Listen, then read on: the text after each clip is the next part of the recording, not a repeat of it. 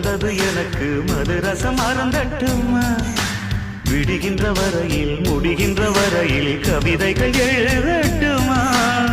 முத்தம் என்ற கடலில் முத்து குளிப்போமா அழகு அழகு ஓ நீ நடந்தால் நடையழகு அழகு நெருங்கி வரும் இடையழகு அழகு